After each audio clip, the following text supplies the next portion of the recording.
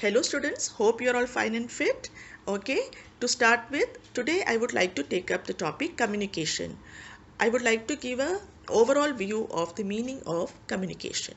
So we have been always learning about and listening about communication. Now what is communication? So in our in this section we'll be discussing the different communication process. Okay, now let's see this a famous saying by Robert Burton.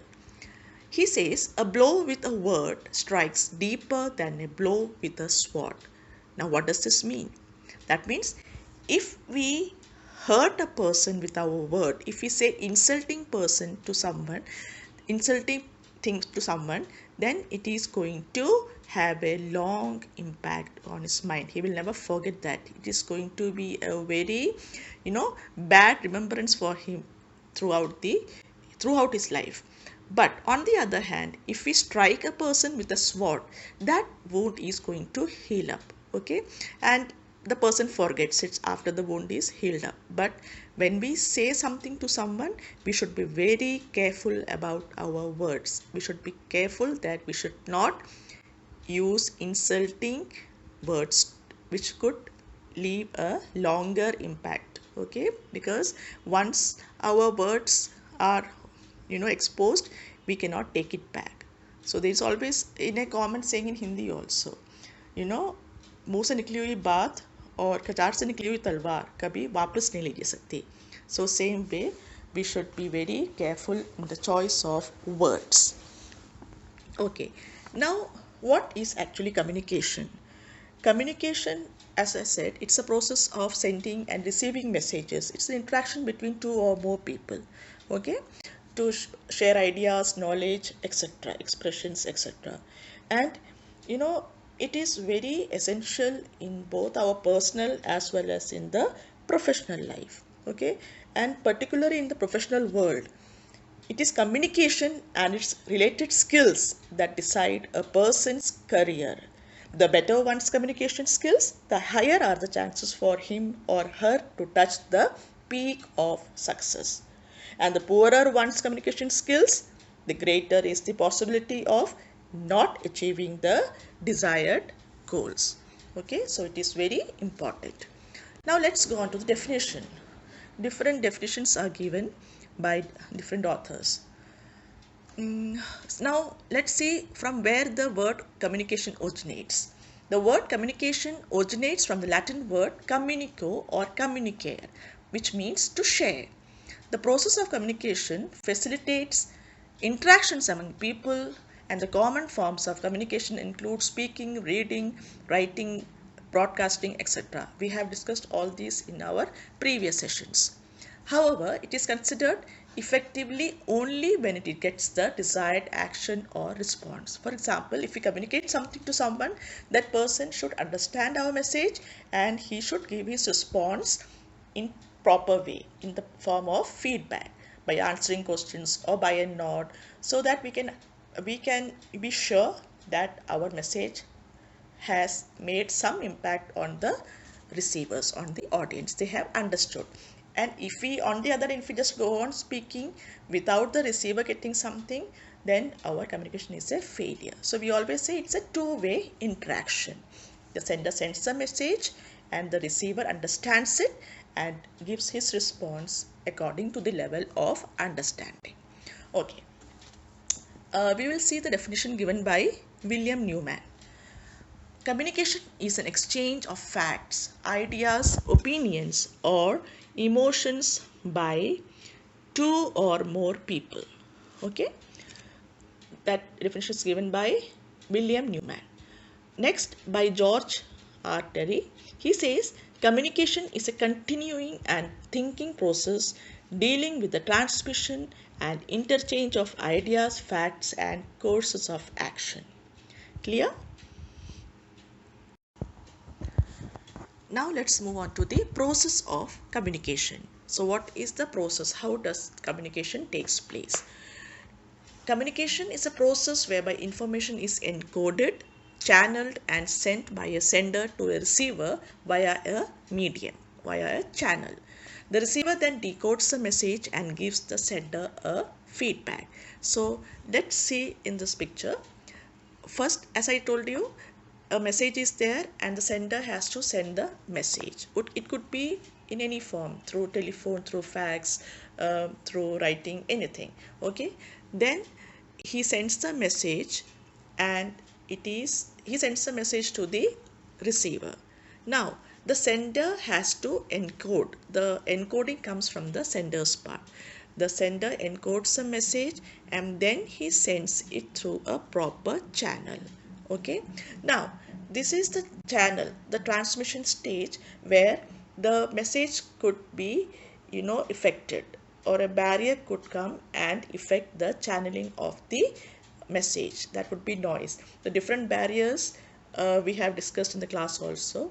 There will be physical, emotional, anything, noise from outside, physical barriers. So some chances are there that our message could be hindered by this. Now once we have overcome that, then after this process, the message passes on to the receiver, where he decodes the message.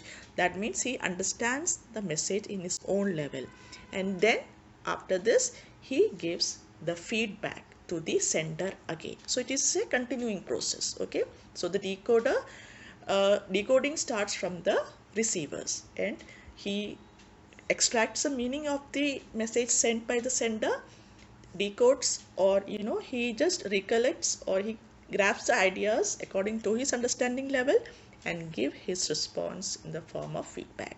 Now it is not necessary that what the sender has sent the message, the same way the receiver should digest it. Okay, so due to that noise, as we said, due to any hindrance in the channel level, the message would be reaching the receiver in a affected manner. Okay, so it could not reach the receiver in a proper manner. So accordingly he may give the same message, or he may understand a different way. Okay, and then we can know from the feedback what type of understanding, or what message he has grasped from the sender's message. Okay.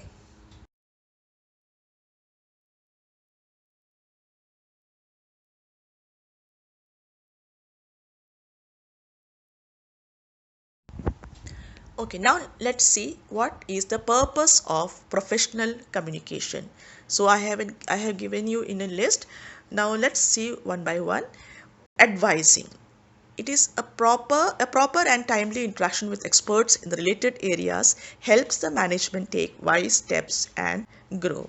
Okay, so it is very important that junior employees should take advice from the seniors. Okay, so to grow, it is very important. A proper and timely interaction with experts in the related areas always helps the management to take wise steps and grow. So we should never be hesitant to take or give advice. Next is counseling. What is counseling? Employees and workers share their concerns, tell their problems, and thus restoring their mental and physical health. See, children, this is very important, because when we don't interact, when we just seclude ourselves from others and just keep on working right from 9 to 6, it is very boring, and it always affects our mental health. So to be very healthy in our mind, to keep a very healthy mind and good body, good physical, physical health, it is very important that we share our sorrows, joy with others. We should always discuss, so that we can overcome our emotional feelings. We overcome by talking to others. So that is counseling. Next is giving orders. Now this is an authoritative communication. An order is authoritative, but if it is directly given to a person, we should never take it as a directions, or as an insult to others. Okay, so whatever be the nature and size of an organization, orders are essential. Now ordering without bullying, that is very important. We have to order according to the needs of the profession, what the professional field demands, but it should not bully or insult them. It is an art that requires effective communication skills. Okay, then Next is providing instructions. Now, instruction is a particular type of order in which the subordinate is not only ordered for a particular job but also given guidance on how to go about the doings. Okay, he is given guidance. That is very important. Regardless of the fact that the management intends to give instructions or issue orders, effectiveness in communication is mandatory if the right impact is desired to be created. Okay, so instructions are very vital. Next is marketing. Now, as you all know, professional communication is always related to marketing. Now, just as marketing is crucial to all business, effective communication holds the key to marketing itself. Why? Since the entire functioning of marketing resets on communication, it is very important that we communicate in a proper way to increase the marketing skills. Now, next is persuading. Now, what is persuasion? I've already discussed in the earlier classes also. Persuading means to get others convinced. So, why in our marketing field persuasion is very important, because we have to get the things done. We have to convince the person to take our products. Okay, so this is very important, and it can be defined as an effort to influence the attitudes, feelings, or beliefs. Okay, next is giving warnings.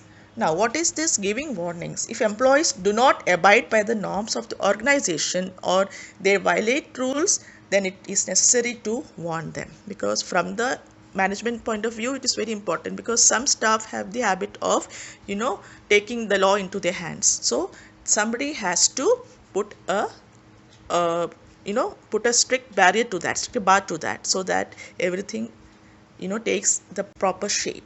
So give warnings wherever necessary.